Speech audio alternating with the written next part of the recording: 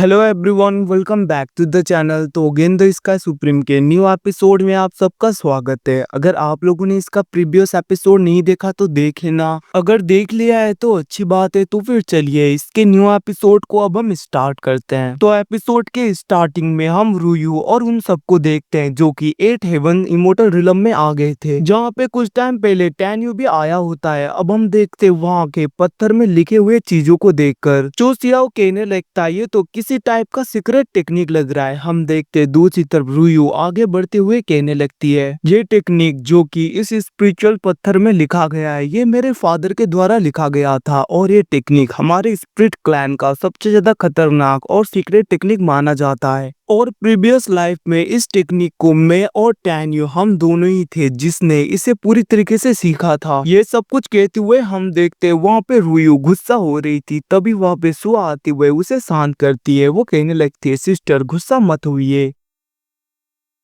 But हम देखते रूयू कहने लगी थी प्रीवियस लाइफ में टैन्यू ने जो कुछ भी किया आखिरकार मैं गुस्सा क्यों नहीं हूँ। वहीं पे दूसरी तरफ क्वीन फेंग कहने लगता है सिस्टर मैं एक बात पूछूं कि आप गुस्सा तो नहीं होगी ना। हम देखते वहाँ पे रूयू कहने लगती है हाँ तुम पूछ सकते हो, जिसके रिप्लाई में क्वीन फेंग कहने लगता है ब्रदर टैन्यू। बट हम देखते वहाँ पे रूयू गुस्सा हो गई थी, जिसको देखकर क्वीन फेंग जल्दी जल्दी कहने लगा था सिस्टर ब्रदर टैन्यू के सारे टेक्निक्स आपके ही फादर ने उन्हें सिखाए थे। जिसके रिप्लाई में रूयू कहने लगती है ऐसा नहीं है, मेरे फादर ने तो बस उसे स्पिरिट क्लैन के कुछ सीक्रेट टेक्निक्स सिखाए थे। उसके अलावा तालिस्मान टेक्निक हो गया, फॉर्मेशन टेक्निक्स हो गए, अल्केमी हो गया, ये सब कुछ टैन्यू ने खुद ही सीखा था। ये सब कुछ सुन के दूसरी तरफ चूसियाओ कहने लगता है इसका मतलब बॉस ने जरूर अपने मम्मी के पेट में होते ही सब कुछ को मास्टर कर लिया होगा। ये सब कुछ सुन के रूयू गुस्सा होने लगती है। वो कहने लगती है अगर तुम अभी भी टैन्यू को अपना बॉस मानते हो तो हमारे पास में मत आओ। दूसरी तरफ सू उसे शांत करने लगी थी। हम देखते रूयू कहने लगती है प्रीवियस लाइफ में माना जाता था कि टैन्यू पूरे यूनिवर्स का बहुत ही ज्यादा खतरनाक और जीनियस इंसान है, जिसका कोई कंपैरिजन ही नहीं किया जा सकता। उसके सारे टेक्निक्स और स्किल्स सबके इमेजिनेशन से भी ज्यादा पावरफुल और खतरनाक हैं। इवन कि मेरे फादर ने तो उसे हमारे स्पिरिट क्लैन के कुछ टेक्निक सिखाए भी नहीं जो बहुत ही ज्यादा खतरनाक और फॉरबिडन थे, बट टैन्यू ने खुद ही उन सारे टेक्निक्स को सीख लिया और उसमें महारत भी हासिल कर लिया। ये सब कुछ देखकर प्रीवियस लाइफ में मेरे फादर ने टैन्यू के ओरिजिन को पता करने की कोशिश की थी अपने पावर का यूज करते हुए, बट वो नाकामयाब हुए और उन्हें बाद में जाके पता चला कि टैन्यू तो इस यूनिवर्स का है ही नहीं, वो किसी दूसरे यूनिवर्स से बिलोंग करता है। उसकी बातें सुन के दूसरी तरफ क्वीन फेंग वो कहने लगे थे बट ब्रदर टैन्यू तो होंगमिंग सुप्रीम है ना। बट हम देखते हैं दूसरी तरफ वहाँ पे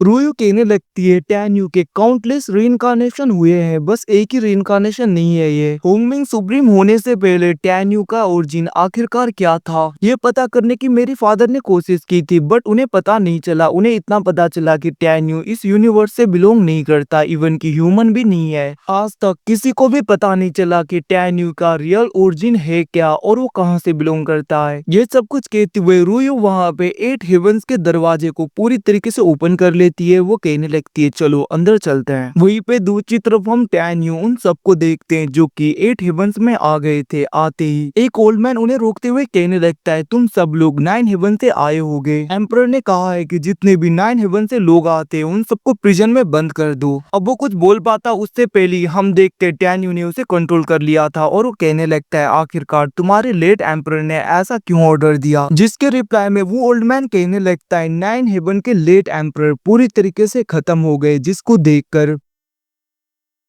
हमारे इमोर्टल एम्पर ने ऑर्डर दिया है कि कोई भी 9 हेवन के लोगों को ना आने दे, क्योंकि वो नहीं चाहते कि 9 हेवन में जैसा हुआ वैसा 8 हेवंस में हो। दूसरी तरफ हम टैन्यू को देखते हैं जो कहने लगता है तो फिर मुझे 8 हेवंस के बारे में बताओ, आखिरकार यहाँ का एम्पर है कौन और यहाँ पे क्या चल रहा है। जिसके रिप्लाई में वो एम्पर कहने लगता है हमारे इमोर्टल एम्पर का नाम के यिन है, जो कि क्यो सुप्रीम के 9th डिसाइपल है। ये सब कुछ सुन के दूसरी तरफ सियान कहने लगती है इसका मतलब वो तो क्यों सुप्रीम का ग्रैंड सन होगा। दूसरी तरफ मिस बिंग आगे बढ़ते हुए कहने लगती है टैन्यू, मुझे डर है कि क्यों सुप्रीम का इनहेरिटेंस उसे मिला होगा और हमें यहाँ पे पहले अपनी कल्टीवेशन को सुधार लेना चाहिए उससे डील करने से पहले। उसकी बातें सुन के दूसरी तरफ टैन्यू कहने लगता है तुमने ठीक कहा, और हम देखते हैं उसने उस ओल्ड मैन को खत्म कर दिया था, जिसके बाद में डायरेक्टली वो लोग 8 हेवंस के एक फेरी सिटी के अंदर आने लगते हैं, जहाँ पे टैन्यू और उसके साथ ही देखते हैं कि कुछ लोगों को वहाँ के सिविलियंस को, मतलब कि जो लोग 9 हेवन से आए थे या इमोर्टल वॉर से एसेंड होके आए थे, उन सबको जंजीरों में बांधा हुआ था और सोल्जर्स उनके ऊपर बहुत ही ज्यादा अत्याचार कर रहे होते हैं, मतलब कि उन्हें मार रहे थे। ये सब कुछ देखकर सियान कहने लगती है सच में 8 हेवंस का लॉ तो हमारे 9 हेवन से भी बहुत ही ज्यादा बुरा है। 9 हेवन में कम से कम प्रिजन आइलैंड में भेज दिया जाता था, बट यहाँ पे तो इतना ज्यादा मार के इन्हें प्रिजन में ले जाया जा रहा है। वहीं पे एक लेडी के ऊपर गार्ड अटैक करने वाला था, बट हम देखते वहाँ पे एक बंदा जाके, मतलब कि उसका साथी जाके उसे प्रोटेक्ट कर रहा था, जिसकी वजह से उस बंदे को बहुत ही ज्यादा पेन हो रहा था। दूसरी तरफ हम एक बंदे को देखते हैं जो कहने लगता है जल्दी से इन सारे प्रिजनर्स को अंदर डालो, मैं ज्यादा वेट नहीं कर सकता। अब हम देखते हैं उस बंदे की नजर दूसरी तरफ सियान, मिस बिंग सब लेडीज के ऊपर जाता है, जिसको देखकर वो कहने लगता है इतनी ज्यादा खूबसूरत लेडीज है तो मुझे चाहिए।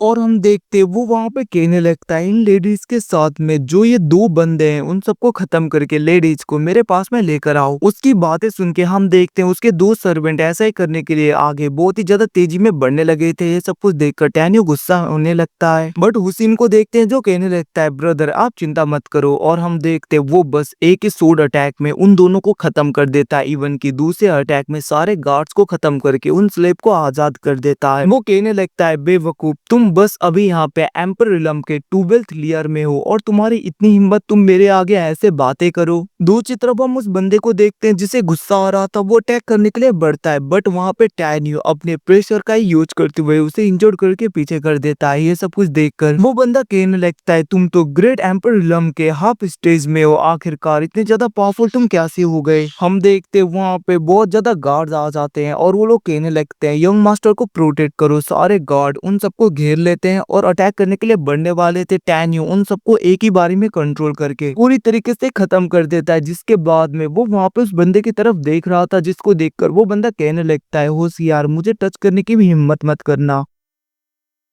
क्योंकि मेरे फादर 8 हेवन के एम्परर के बहुत ही ज्यादा क्लोज हैं, इवन कि हमारे सिबलिंग्स भी बहुत ज्यादा हैं, वो तुम सबको छोड़ेंगे नहीं। उसकी बातें सुन के हम देखते टैन्यू कहने लगता है तो फिर वो कौन है, तुम मुझे नाम बता सकते हो। हम देखते वो अंदर गुस्सा हो गया था, वो कहने लगता है तुम लोगों की इतनी औकात नहीं कि मैं तुम लोगों को हमारे इमोर्टल एम्परर के सिबलिंग्स के बारे में बताऊं। उसकी बातों को सुन के हुसैन को गुस्सा आ रहा था, बट हम देखते टैन्यू उसे कंट्रोल करता है। दूसरी तरफ वो बंदा कहने लगता है तुम लोग बहुत ज्यादा रिग्रेट करोगे यहाँ पे आने के लिए। ये सब कुछ कहते हुए वो भाग रहा था, जिसको देखकर टैन्यू साइड में पड़े हुए एक वेपन को पकड़ते हुए एक ही अटैक में उसे पूरी तरीके से दरवाजे में चिपका देता है। और हम देखते बस उसी एक ही अटैक से वो पूरी तरीके से खत्म हो गया था। और गाइस इसी के साथ में एपिसोड खत्म होता है। Thanks for watching boys you again.